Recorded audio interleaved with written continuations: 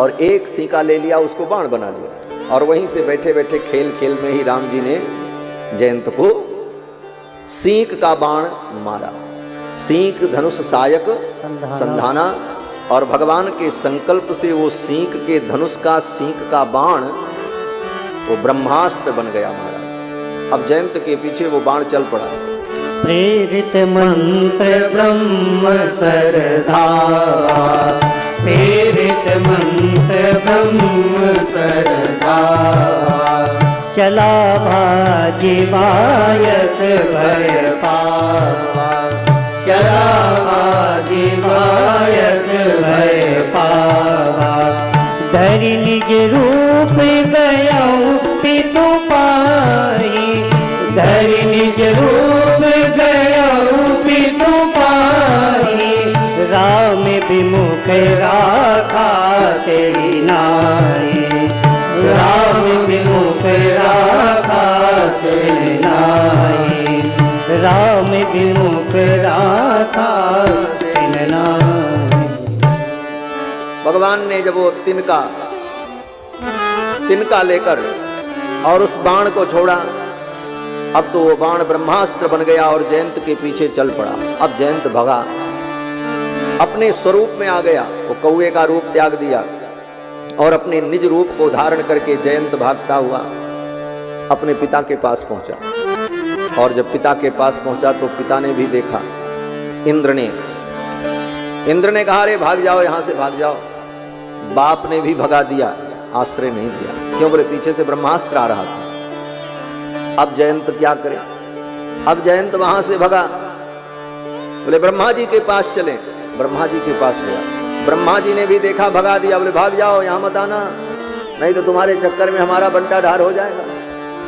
भगवान शंकर के पास पहुंचा, भगवान शंकर ने भी विदा कर दिया। बोले जाओ। सभी देवताओं के पास, सभी लोकों में जयंत गया, लेकिन कहीं भी किसी ने उसको आश्रय नहीं दिया। ब्रह्म धाम शिवपुर सब लोका, ब्रह्म धाम शिवपुर सब लोका। निराश्रित व्याकुल भय शोका, निराश्रित व्याकुल भय शोका। काहू बैठन कहा न होई, काहू बैठन कहा न होई। राखी को सकई राम कर द्रोही, राखी को सकई राम कर द्रोही। जहां जहां गया किसी ने जयंत को आश्रय नहीं दिया, सब ने भगा। अब कहां जाए बेचारा? भाग रहा था, तब तक मिल गए रास्ते में नारद जी महाराज। नारायण हरि।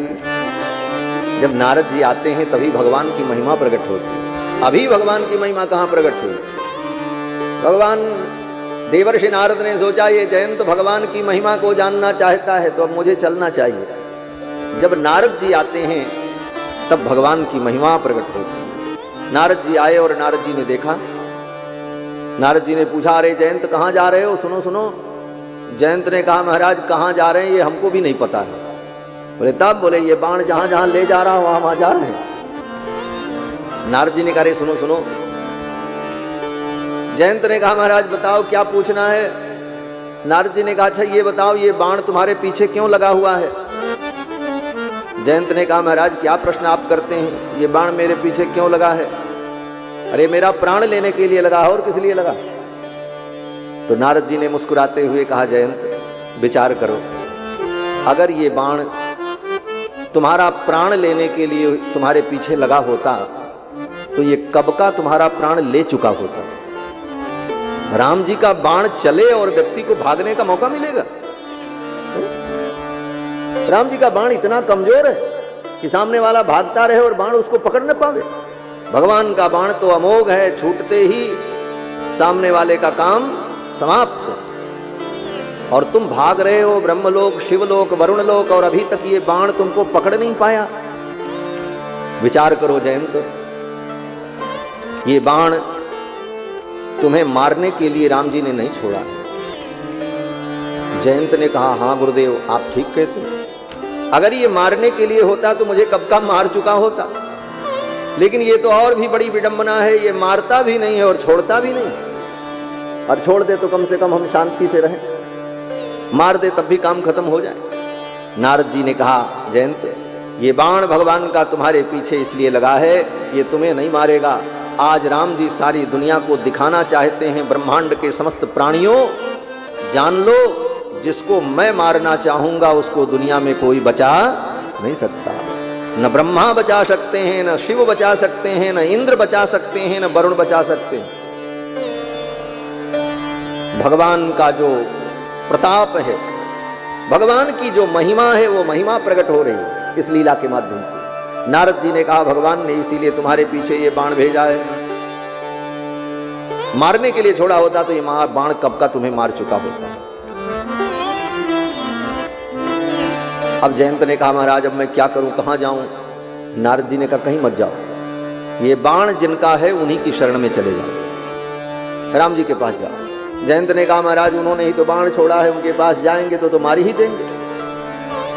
तो नारद जी ने कहा, जयंत तुम भगवान का प्रभाव देखने आए थे, भगवान का बल देखने आए थे, तो बल और प्रभाव तो तुमने देख लिया।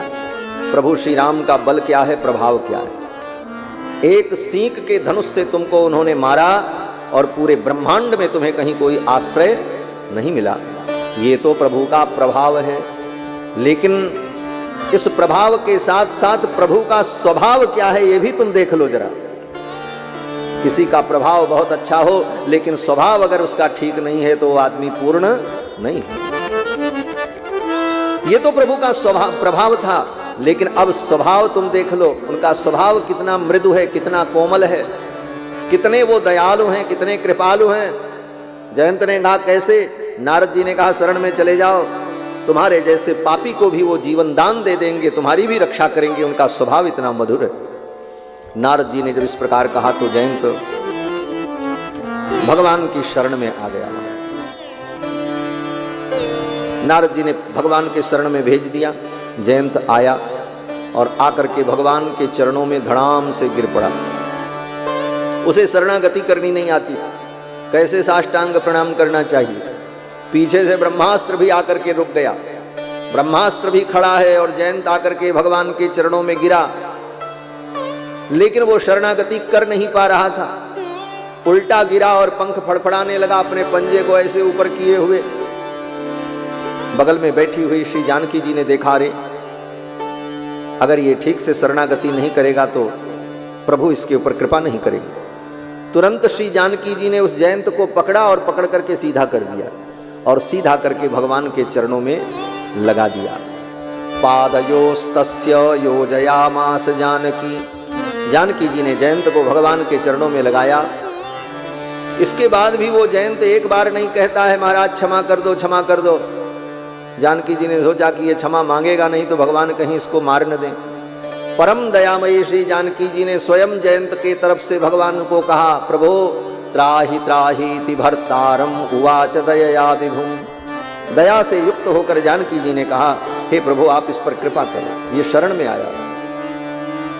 भगवान ने कहा, देवी इसको तो शरणागति करनी आती नहीं। तो जानकी जी ने कहा, ये अज्ञानी है, अज्ञानी तो अपराध करता ही है, लेकिन आप तो सर्वेश्वर हैं, आप क्षमा और दया के निधान हैं, और ये अज्ञानी है, इसे शरणागति करनी आती नहीं, लेकिन मैंने इसको ठीक कर दिया है, इसको सीधा कर दिया है, आपके चरणों में लगा दिया है, अब आप इसे स्वीकार करें। यही गुरु का काम है। जानकी जी आचार्य तत्व है। हमारे यहाँ श्री संप्रदाय में जानकी जी को, श्री जी को परम आचार्य, प्रथम गुरु के रूप में माना जाता है। इसीलिए गुरु परंपरा जब पढ़ी जाती है तो गुरु परंपरा में यही कहा जाता है, लक्ष्मी नाथ समारंभाम नाथया मुन मध्यमा, सीता नाथ समारंभाम रामानंदार्य मध्यमा। इस प्रकार से जानकी जी से, श्री जी से ही हमारी गुरु परंपरा चलती है। ये आचार्य तत्व, गुरु तत्व है। और श्री जी ने जब जयंत को सीधा करके भगवान के चरणों में लगा दिया, प्रार्थना की, तो भगवान प्रसन्न हो गए और भगवान ने जयंत को अभय दे दिया। तादृशो वायसस्य प्रणत इति दयालु। उस जयंत के ऊपर भी भगवान ने दया की। ब्रह्मास्त्र ने कहा, महाराज हमारे लिए क्या आज्ञा है, हम कहाँ जाएं। अब ब्रह्मास्त्र भी अमोघ है, वो व्यर्थ नहीं हो सकता। अब जब चला है तो उसका कोई प्रयोजन होना चाहिए। भगवान जब भी कोई बाण चलाते हैं तो वो निरर्थक नहीं होता। कई जगह ऐसी कथा आती है। परशुराम जी के विषय में तो आपने सुना ही, जब परशुराम जी के सामने धनुष पर बाण चढ़ा लिया तो परशुराम जी ने कहा महाराज ये बाण आप रख लो। राम जी ने कहा नहीं, अब तो ये चलेगा, तो क्या करें। तो परशुराम जी ने कहा हमारे पुण्यार्जित लोगों को इस बाण के द्वारा नष्ट कर दो, ये सार्थक हो जाए। इसी प्रकार भगवान ने जब समुद्र के ऊपर क्रोध किया, गए 3 दिन बीत, बोले राम सकोप तब भय बिनु होहि न प्रीत।